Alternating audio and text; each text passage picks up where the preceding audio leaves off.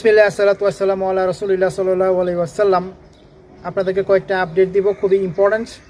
Donald Trump এখন সে project freedom নামে একটা অপারেশন তৈরি করছে স্ট্রেট অফ হরমুজ। এটার মধ্যে যে সমস্ত আপনার নিউট্রাল শিপগুলো আছে, ওই সমস্ত শিপগুলোকে, নিউট্রাল মানে এরা যুদ্ধের পক্ষেও না বিপক্ষেও না এমন ধরনের শিপ, এবং ইনোসেন্ট শিপ যেগুলো আছে সেগুলার ফ্রি নেভিগেশনের জন্য ডোনাল্ড ট্রাম্প এই প্রজেক্টটা ঘোষণা করছে। আর এই প্রজেক্টের নাম হচ্ছে প্রজেক্ট ফ্রিডম। এখন এই প্রজেক্টের সবচেয়ে আশ্চর্যজনক ব্যাপার হচ্ছে, আমি আপনাকে বলি আসল কাহিনী কি। ওকে, আমি আপনাদেরকে আসল কাহিনী বলবো। এই প্রজেক্টটাকে চালাইতে ডোনাল্ড ট্রাম্পের 100 ফাইটার জেট লাগবে, এবং সেই অলরেডি ইনভলভ করছে 100 ফাইটার জেট। ইউএভি লাগবে, মানে আপনার আনম্যান ড্রোন লাগবে, এবং আনম্যান্ড বিভিন্ন রকমের মানে পরিবহন লাগবে। এবং সবচেয়ে বেশি খরচ হবে যেটার মধ্যে আমি মনে করি, সেটা হচ্ছে যে 15,000 আমেরিকান সৈন্য এটার মধ্যে লাগবে এই অপারেশনটাকে সঠিকভাবে কন্ডাক্ট করতে। এখন কথা হচ্ছে ভাই, এত খরচের মধ্যে দিয়া প্লাস আপনার ওয়ারশিপ তো আছেই, মানে যুদ্ধ যে সমস্ত জাহাজ আছে এগুলো তো আছেই। তো এত খরচ ডোনাল্ড ট্রাম্প কেন করবে? ডোনাল্ড ট্রাম্প কিন্তু এমন লোক না যে নাকি এগুলা ওই আপনার তৃতীয় কোনো দেশের স্বার্থে করবে। সে কিন্তু এরকম লোক না, আমরা জানি তাকে, আমরা চিনি তাকে। তাহলে সে কেন এটা করতেছে? কেন সে এই সমস্ত লোক, 15,000 লোক, 100 বিমান, এয়ারক্রাফট ফাইটার এবং এয়ারক্রাফট ক্যারিয়ার ইনভলভ করতেছে এই অপারেশনের জন্য? এটা কি আসলেই ওই যে ইনোসেন্ট শিপগুলাকে পার করে দেওয়ার জন্য, স্ট্রেট অফ হরমুজ দিয়া? এর কি আসলেই মানে কাকে হেল্প করার জন্য? এটার মূল কারণ হচ্ছে আমেরিকা এখন ইসরায়েলের হেল্প করার জন্য এটা করতেছে। কারণ হচ্ছে আপনার ইসরায়েলের যে ফাইন্যান্সিয়াল অবস্থা বর্তমানে, এটা এতই খারাপ যে এটা যে কোনো মুহূর্তে সম্পূর্ণ দেশটা, Zionist state of Israel, can collapse at any moment. So in order to help them, he's doing this operation, he's conducting this operation called operation freedom. সে শুধুমাত্র ইসরায়েলকে হেল্প করার জন্য এটা করতেছে। এখন কথা হচ্ছে, আরেকটা জিনিস আপনি খেয়াল করে দেখবেন যে ডোনাল্ড ট্রাম্প আপনার যে পোস্ট দিছে টুইটারের মধ্যে, সেখানে সে কিছুদিন আগে জিজাস ক্রাইস্ট মানে ঈসা আলাইহিস সালামরে সে ব্যঙ্গ করছে। সে নিজেই জিজাস সাজছে, ঈসা আলাইহিস সালাম সাজছে।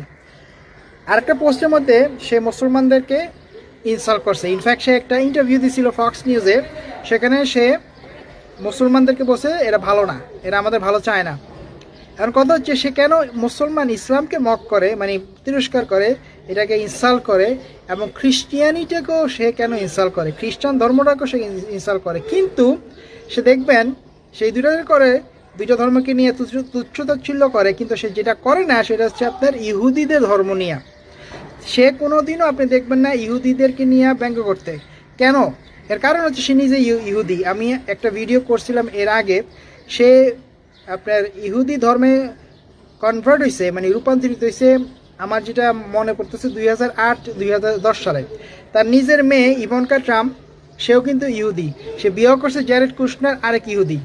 সো তারে দেখবেন সব ধর্ম নিয়ে সে তিরস্কার করতেছে, মজা করতেছে, ফান করতেছে, কিন্তু ইহুদি ধর্ম যেটা আছে সেটা নিয়ে করতেছে না। এখন স্ট্রেট অফ হরমুজে যে ঘটনাটা ঘটতেছে, সে যে অপারেশন ফ্রিডম যে মুভমেন্টটা, যে এই অপারেশনটা করবে, এটার মধ্যে সে মূলত ইনভেস্টটা করতেছে ইসরায়েলের জন্য। এখন কথা হচ্ছে, ইরান বলতেছে, বাপ তুমি যাই করো না করো বাবুরে, তুমি আমাদের সাথে ফাজলামি করো না। ইরান বলছে তোমার এই সমস্ত অপারেশন ফ্রিডম, এটা হবে আপনার সিজ ফায়ার ভায়োলেশনের সমান। মানে ইরানের সাথে কিন্তু বর্তমানে আমেরিকার সিজ ফায়ার এগ্রিমেন্ট চলতেছে। ডোনাল্ড ট্রাম্প চাইছিল এটা 2 মাস আরও বাড়াইতে, ইরান এখনও রেসপন্ড করে নাই। যাই হোক, সিজ ফায়ার চলতেছে। ইরান বলতেছে তুমি যদি এ সমস্ত অপারেশন করো, তাহলে সেটা হবে আপনার সিজ ফায়ার ভায়োলেশনের সমান। তার মানে হচ্ছে ইরান আমেরিকাকে যে কোনো মুহূর্তে যদি অ্যাটাক করে, তাহলে আমেরিকা বলতে পারবে না যে ইরান খামাখায় আমাকে অ্যাটাক করছে, এটা ইরান বইলে নিছে। তো এই সমস্ত অপারেশন, এবং যে ইরানের যে আলী নিকজাদ, যে পার্লামেন্টের যে ডেপুটি স্পিকার আছে, সে বলছে যে ডোনাল্ড ট্রাম্পের এই অপারেশনটা হবে খুবই ভয়ানক, এবং এর দ্বারা ইরান কোনোভাবেই তার যে পজিশন আছে স্ট্রেট অফ হরমুজ নিয়ে, যে স্ট্রেট অফ হরমুজকে সে কন্ট্রোল করবে ইরান, এইটার থেকে ইরান সরবেও না, এবং এই সমস্ত অপারেশন ইরানকে সরাইতেও পারবে না।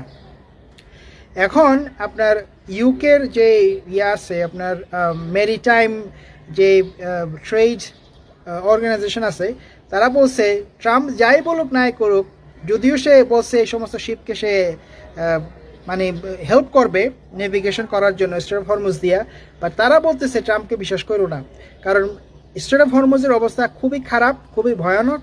কোনো শিপ যদি এর মধ্যে যে আসা যাওয়া করে, তাহলে ইরান এটাকে অ্যাটাক করতে পারে, অথবা আমেরিকাও অ্যাটাক করতে পারে। আমরা জানি না, আমেরিকার পাগলামি সাগলামি, বাট তারা বলতেছে যে ট্রাম্পকে আমরা বিশ্বাস করি না। ইউকের যে মেরিটাইম অর্গানাইজেশন আছে, ট্রেড অর্গানাইজেশন, তারা বলতেছে যে আমরা ট্রাম্পকে বিশ্বাস করি না, তার সমস্ত টুইট, তার এই সমস্ত অপারেশন, এগুলো কোনো কাজে আসবে না। এখন কথা হচ্ছে আর একটা জিনিস যেটা আমরা লক্ষ্য করতেছি, সেটা হচ্ছে চায়না এবং রাশিয়া। এই চায়না এবং রাশিয়া, এই দুইটা দেশ কিন্তু বর্তমানে খুব একটা মুখ খুলতেছে না, তারা খালি বসে বসে মজা দেখতেছে, ফান দেখতেছে। কেন? তার মেন কারণ হচ্ছে এই সমস্ত স্ট্রেট অফ হরমুজে ব্লকেট দিয়া চায়না এবং রাশিয়াকে ডোনাল্ড ট্রাম্প কিছুই করতে পারে নাই। In fact Chinese vessels they are passing through the strait of Hormuz without any interaction, কোনো রকমের সমস্যা ছাড়াই তারা স্ট্রেট অফ হরমুজে পাস হইতেছে। যদি তাদেরকে কোনো কিছু করা হয়, আমেরিকার আর্মি যদি কিছু করে, সৈন্যরা যদি কিছু করে, তাহলে চায়না ফাটাই ফেলাবে ধরে ওদেরকে। এবং রাশিয়াও সেম কথা বলছে ভ্লাদিমির পুতিন, যে সমস্ত ব্লকেট দিয়া অয়েল ট্যাঙ্কারকে তুমি প্রিভেন্ট করে তাদের এন্ট্রি, তাদের এক্সিট তুমি কিছুই করতে পারবা না। ইনশাআল্লাহ I will give you more updates. আপনি এই পেজটা ফলো করবেন, লাইক করবেন, শেয়ার করবেন, leave a comment. I will see in the next one. আসসালামু আলাইকুম।